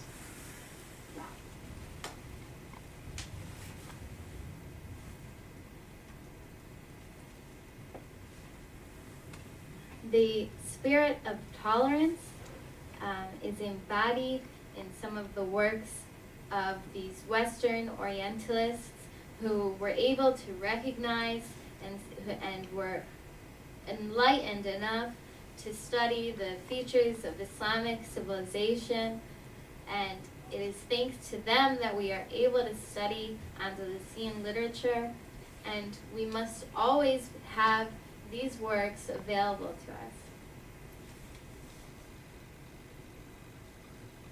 And the names of the scholars, the professor has هذا لا يحتاج إلى التكرار. الآن فقط بقي أن نشير إلى أشهر المراكز البحثية في هذا المجال.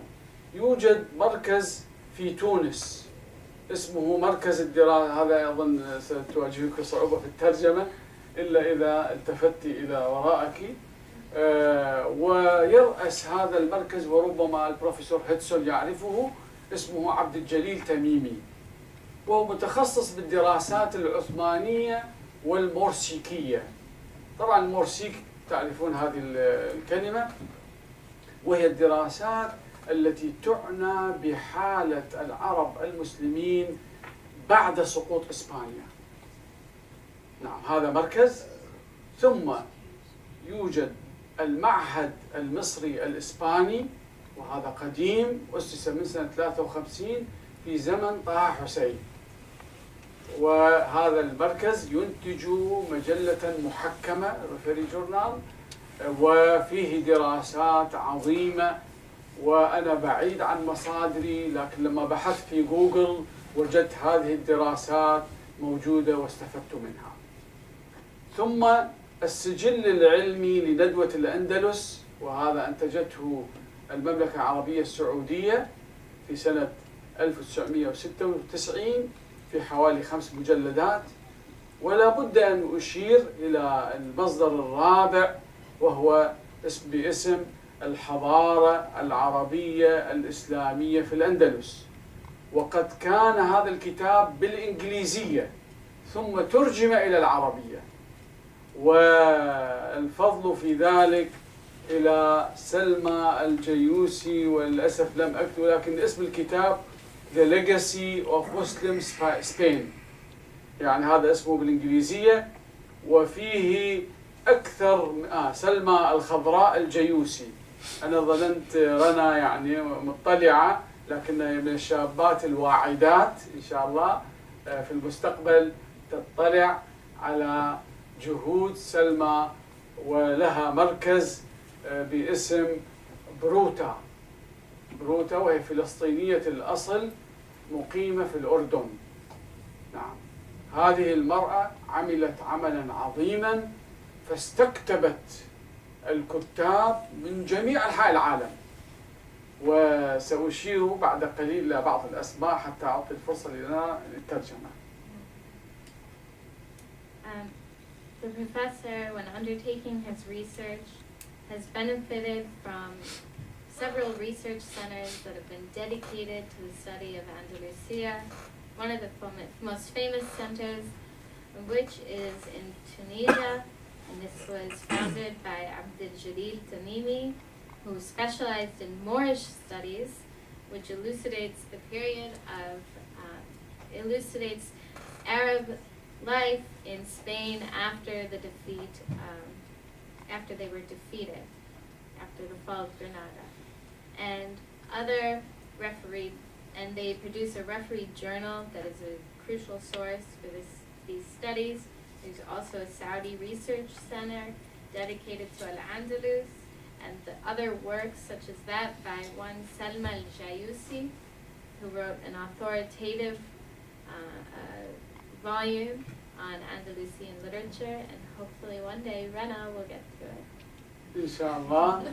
وتجدون أسماء الموضوعات التي بحثها حضارة لسلم التاريخ، الأقليات minority، التاريخ civilization، المدن الأندلسية، اللغة، الشعر، الأدب، الموسيقى، الفن، العمارة، نسيت العمارة، architecture، نعم، التاريخ الاجتماعي، التاريخ الاقتصادي، الفلسفة، الدراسات الدينية، العلم والتكنولوجيا والزراعة، علم كثير، حضارة عميقة. أتمنى أن يكون معهد الشرق الأوسط عنده نسخة من النسخة العربية والإنجليزية. هذه المرأة عملت عملا عظيما في حوالي 1500 صفحة. نعم. والمساهمون في الكتاب، انظروا إلى الأسماء، وقد كتبتها، كلفت ابنتي وكتبت لي الأسماء لأني لا أستطيع أن أكتب بسرعة. هؤلاء من جامعة غرناطة وجامعة هارفارد وجامعة ييل وبريستون وجامعة لندن، وهذا إيش في مدريد، ثم تولوزو وجنيف. هؤلاء رتبتهم على الألفابيتيكال ABC كما تجدون. ثم عندنا من جامعة بوسطن وجامعة واربورغ، هذا كأنه اسم ألماني لكنه مكتوب في جامعة لندن. نعم. وهذا إيش جوهان كريستوف وجامعة كولومبيا وهارفارد ومانشستر وبرشلونة وأوتناما وعين شمس. هذا يعني هو أستاذ كأنه بريطاني لكن يشتغل في القاهرة. وأسماء كثيرة كما نجدها. وهؤلاء الأوروبيون كتبوا، لا نقول أن كل ما كتبوا صحيح، لكنهم حاولوا، وكل شيء يكتب هو قابل للنقاش وقابل للأخذ والرد، ولكنه عمل عظيم. شوف القائمة طويلة، أحصيت الأسماء 42 اسم ساهم في هذه الموسوعة اللي سميناها الحضارة. هذا بالإنجليزي اسمها موجود، سلمى الجيوسي. And here the professor is highlighting this work, this very authoritative work by Selma Jayousi that brings together some of many of the scholars who have worked on Andalusian literature. And as you can see from his listing here, it covers musical, history, architecture, all of the sorts of sciences and influences that are found in Andalusia by scholars from around the world and universities and disciplines everywhere. هنا إشارة إلى مصادر المحاضرة التي اعتمدتها، وقد كنت كتبت كتابا منهجيا باسم الأدب الأندلسي، وأنا سأعطي نسخة إن شاء الله لمركز الشرق الأوسط. هذه الكتب التي عدت إليها لما كنت في العراق، واستعدتها من خلال كتابي. نعم، هذه حوالي في 3 صفحات، لأن التوثيق مهم، ويجب أن لا نكتب شيئا دون توثيق. كل هذه الكتب أنا يعني استطعت بتوفيق الله من العودة إليها والاستفادة منها في المحاضرة. And here the professor is highlighting for us his bibliography to emphasize the importance of good scholarship and documentation and research. And this is from what he conducted in his days in Iraq. كنا نريد أن نختم بالصور لكن ما استطعت أن نحاول مرة ثانية. هذه نماذج من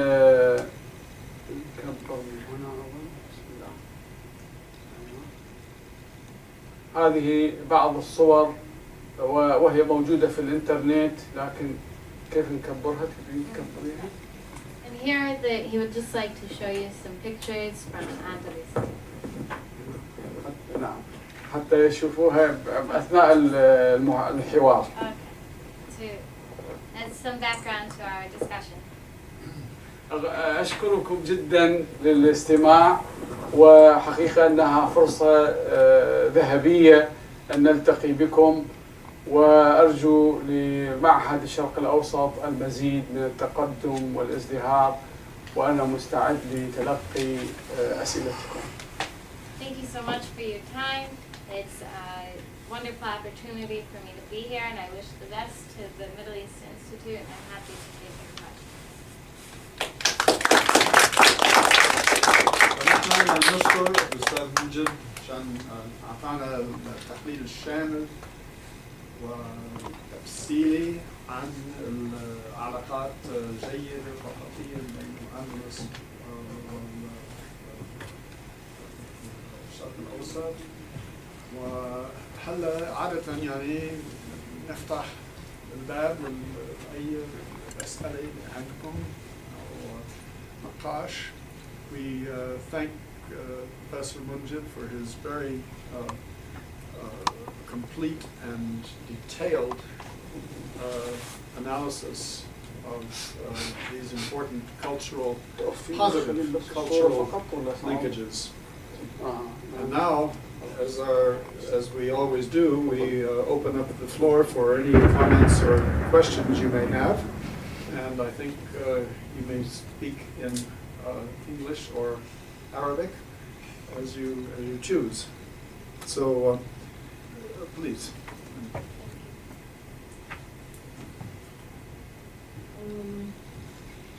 Good evening, Professor Bajat and members of the audience.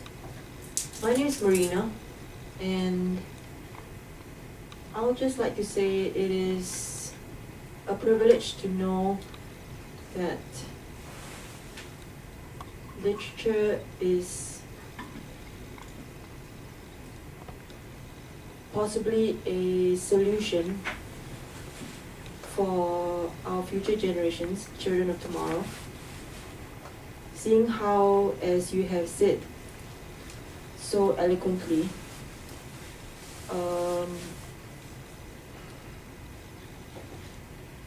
academics such as yourself may perhaps step up to contribute in a segment of a society, such as undergraduates, how perhaps you can link how history and literature may be applicable to the daily lives of children. As undergraduates will one day be parents, so academics therefore would do very well to leave a legacy or an inkling of how they view past history lessons may be applied for tomorrow's leaders. كأني فهمت السؤال. I'm hoping that whatever the academics come up in the near future, hopefully near future, will be as readily accepted as what you have seen in the Andalusian culture, and which remained strong for centuries, a few centuries you said? 8 centuries. Okay, so hopefully the impact of that in the centuries before and in the coming years, that the academicians all around the world may similarly make pave the way forward through lessons, history, literature, and a bit of philosophy thrown in, and reality thrown in. So it's like probably Professor Bajat, you may be a subject of study yourself in the 21st century. Okay, thank you. Thank you very much. Thank you. Thank you. Yes. I think that's more of نجيب على هذا a, السؤال. I think that's more of a comment perhaps than a question. Yeah, it is a comment. And the professor understood you. Oh, thank you, thank you. يعني هل ممكن أعقب عليها؟ Sure. أوكي. فأنا أعقب بالعربية وأنت ترجمي. نعم. الحقيقة الطلب الذي تقترحه مهم. قالت undergraduate لشبابنا لطلابنا حتى في الثانوية يجب أن ننقل الصورة المشرقة للحضارة، أن الحضارة ليست هي صراع، ويجب أن يكون تواصل مع تاريخنا، وأن يعاد هذا كتابة التاريخ بأسلوب مبسط للأندرجراجويت وللطلاب الثانوية وللأطفال، فنبرز صور التسامح وصور الإبداع، وهذا حقيقة يعزز العلاقات بين الشعوب. وأما إذا أخذنا الصورة الثانية، احنا عندنا البوزيتيف والنيجاتيف. الصورة السلبية فإنها تجعل الشعوب في صراع مستمر وفي حقد، والحقد لا يأتي بثمرة. نعم، كل الأديان تدعو إلى التسامح، كل الأديان. لا نستطيع أن نقول أن الصورة التي نراها لبعض المسلمين هي صورة مشوهة، إنما نحن إذا نعود إلى صورة الإسلام من خلال المصادر نجد أنه يكره القتل ويحرم القتل ويحرم الصراع ويدعو إلى التعايش السلمي. فأنا أشكر الأستاذة على اقتراحها ونأمل أن نكون على هذا الطريق. The professor is thanking you for your comment, and he agrees with what you said and thinks not only should we be teaching this to college students, but also to our secondary school students, because history of civilizations should be taught not only through the frameworks of wars and conflict, but also the times of peace. And this includes religious coexistence, which is often not depicted, but it's just as important. So he hopes that teaching does take this path that you mentioned. Yes, please.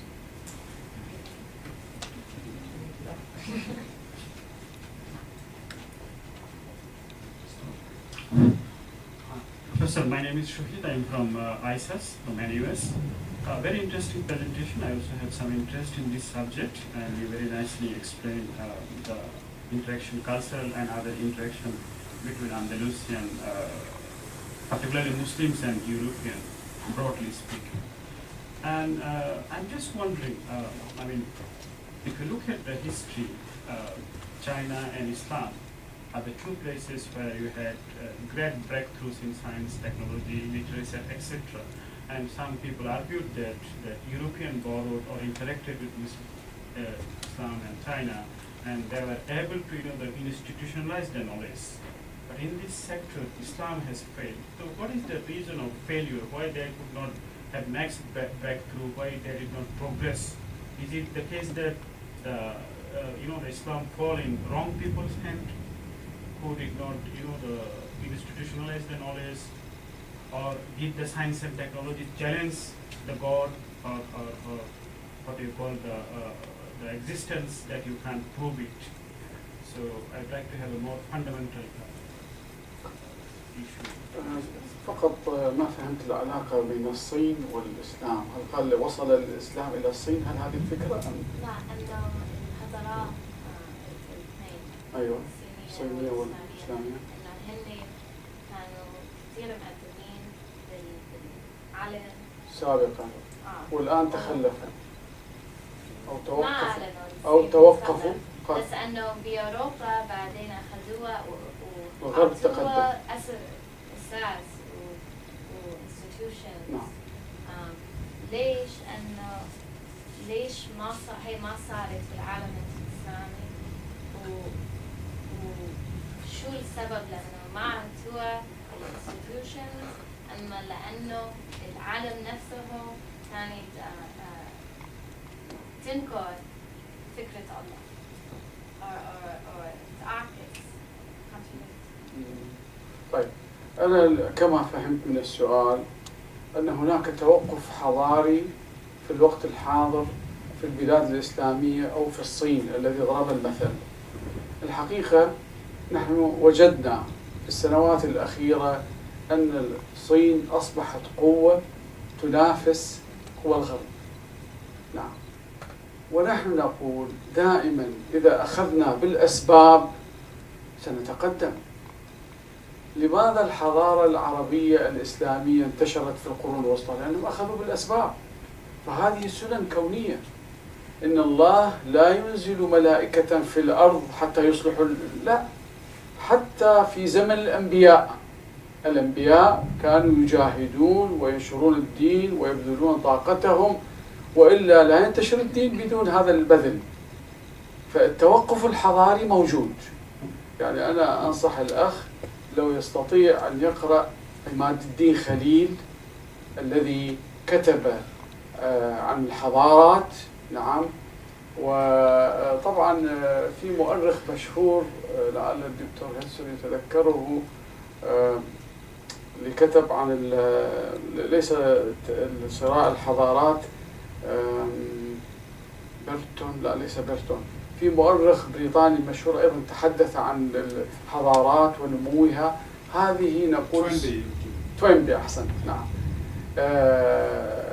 الحضارات لها سنن تسود وتبيد، تتقدم وتتخلف. إذا أخذنا بالأسباب نتقدم، فلا نظن أن السبب قد تكون هناك أسباب محلية، أسباب موضعية، أسباب مؤقتة، لكن نحن نشهد في القرن الأخير كم حصل من تغيرات، نعم، على المستوى السياسي وعلى المستوى الثقافي. فلا نستطيع أن نعزو التخلف بسبب الدين أو بسبب عوامل أخرى. هناك عوامل كثيرة مجتمعة تؤدي إلى التقدم والتخلف. ما أدري تستطيع أن توصل الفكرة؟ حاولي. The professor is saying that he understands that you are asking why it seems as though these advanced civilizations sort of came to a pause, whereas it was picked up in Europe and elsewhere. And he believes that there are many reasons that can be found for this, and he recommends that you read the works of Imad ad-Din Khalil and the British historian Arnold Toynbee, and which talks about the progression and regression of civilizations. And he doesn't think that this is a matter of religion, but rather it is other factors, environment and questions of the age that we live in and the powers that be. And again, I'd like to thank our distinguished guest, Professor Munjid, for his salutary and much needed excursion through the positive cultural exchange that has happened historically. And I think at this time in particular, when mostly we concentrate on conflict and differences and misunderstandings and lack of collaboration between cultures and religions, that this is a very important message to deliver. And I think we must try to reflect on why at the present juncture there seems to be so much misunderstanding between the world of Islam, the world of Arab civilization on the one hand, and the West still on the other, despite the efforts of all of these good scholars that you mentioned. And I'm hoping maybe in a future lecture you will turn in the other direction and discuss the linkages between the Middle East culturally and Asia. But that's another subject for another time, and we'd like to thank you again for your lecture, and I hope you'll all join us for a cup of tea outside. Thank you.